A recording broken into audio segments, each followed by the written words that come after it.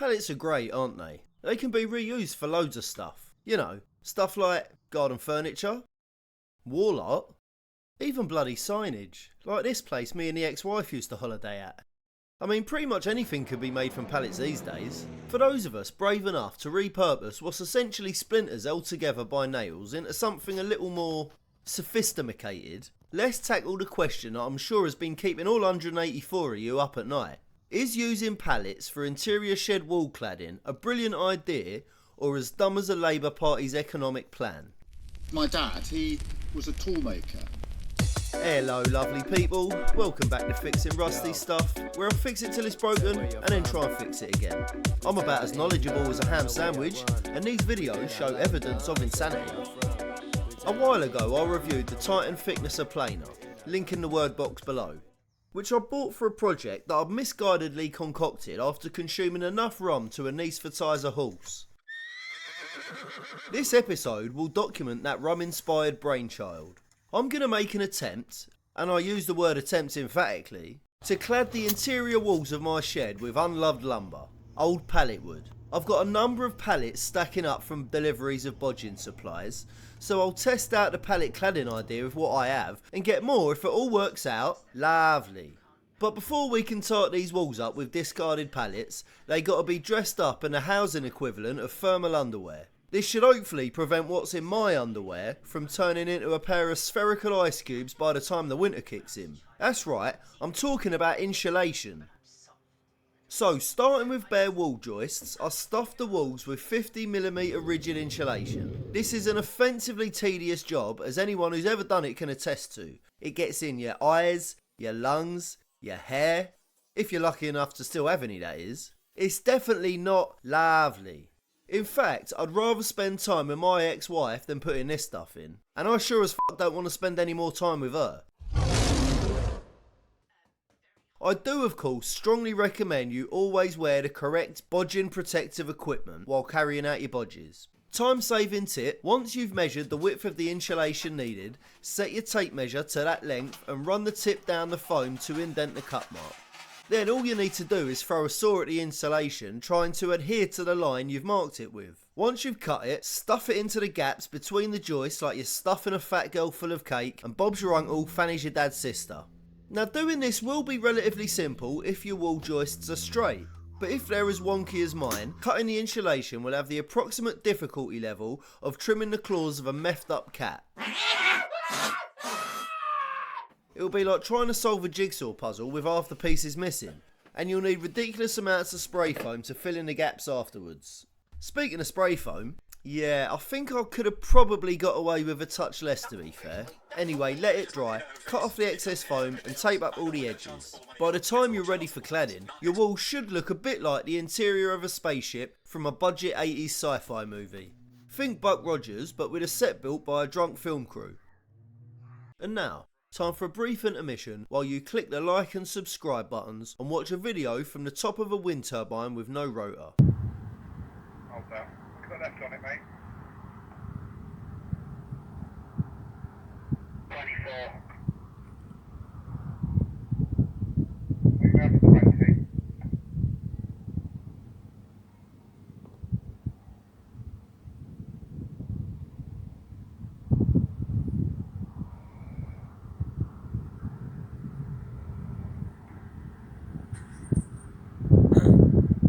Back to the cladding.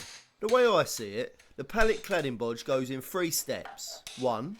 Dismantle pallets and remove nails. Yeah, the thicknesser don't seem to like eating those. 2.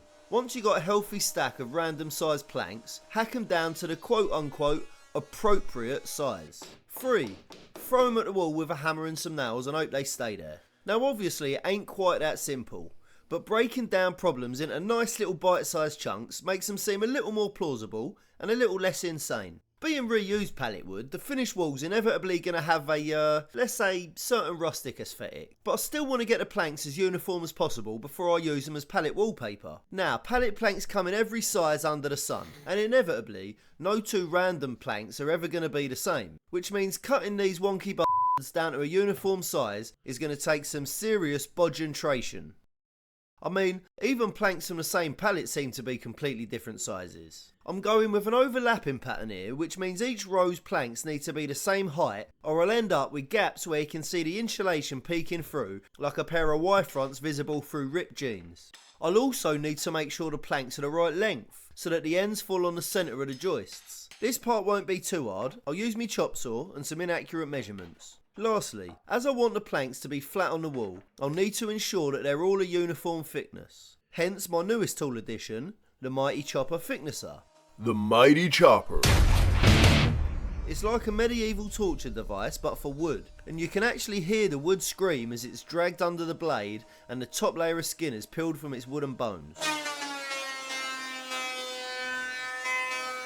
If that ain't a cry for help, I don't know what is. The Mighty Chopper. After ripping the pallets apart like a caveman with a club, I sorted them into piles that were roughly the same height. I then screwed them together and fed them through the Mighty Chopper in a feeble attempt to level out the heights of the planks on each row. This part wasn't too hard on the Mighty Chopper, as it only required the removal of small amounts of wood. I'm not saying it was quick, but getting them to a common thickness, that was painful, metaphorically speaking. Now it's difficult to understate how long this next part took.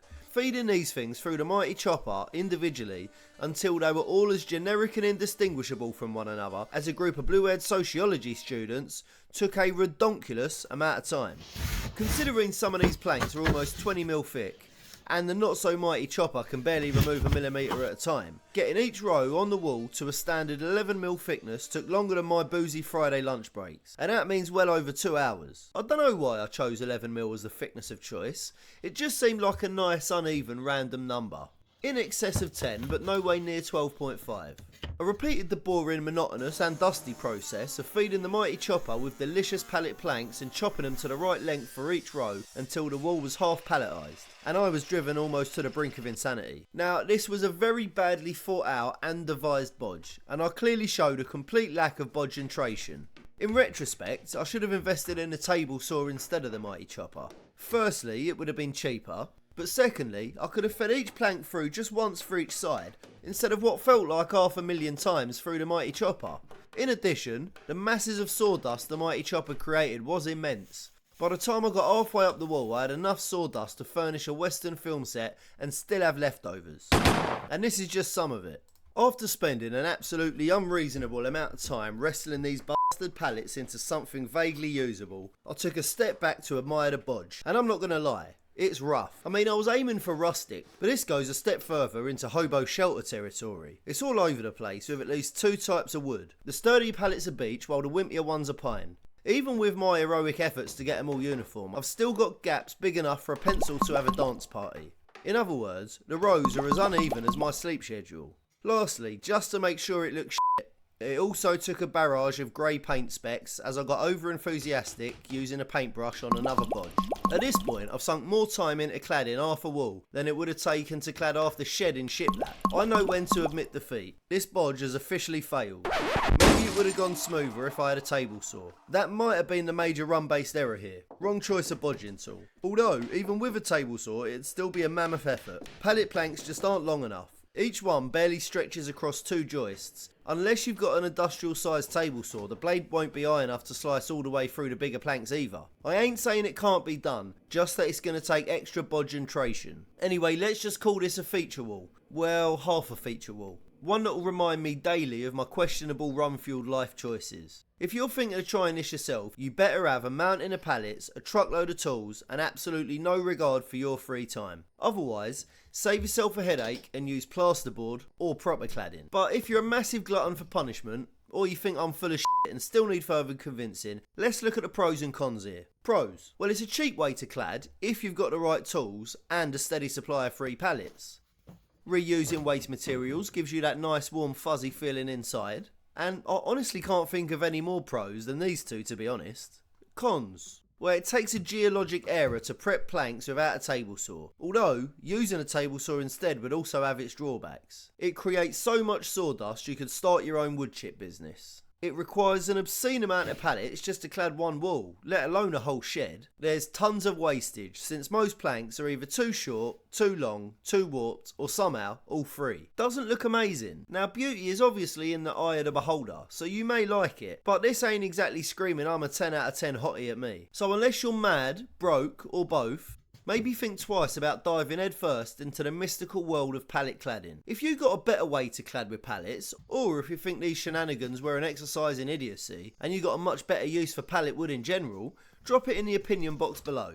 Well, these walls can't stay naked forever, getting all humiliated and exposed to the world like a streaker on a winter's day. They need some decency, a bit of cover up, something to hide the shame. So on to plan B. Shiplap from eBay. 200 quid more than pallets, but I reused what leftovers I could from the outside cladding, and the extra cost was worth the additional free run time. Now the main run based error today is that none of the interior wall cladding actually lines up. Obviously this error was run based, but here are my other excuses. I cladded these walls at different times and I couldn't adjust the finished walls when the next one wasn't quite working out. The planning and method were entirely non-existent. None of the walls seem to be entirely vertical or level. So if you mix those ingredients up into a nice broth and simmer it on the hob for about 10 minutes, you get cream of cladding doesn't line up soup. The next run based error was that I appeared to have missed a patch of cladding next to the fan. Oh well, I'm never going to look at that part anyway. We can also say the third run based error was the whole pallet cladding fiasco. That should never have happened. Now time for a tour of the interior walls so far.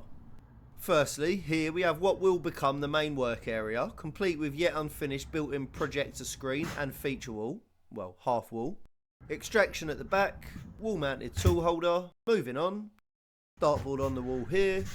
I think I'm going to build a bar here, an L-shaped one, leaving the window space open, and of course the obligatory big pile of wood. Here's the front, which was an absolute bastard getting lined up at the top of the doorway, and symmetry only begins at about waist height.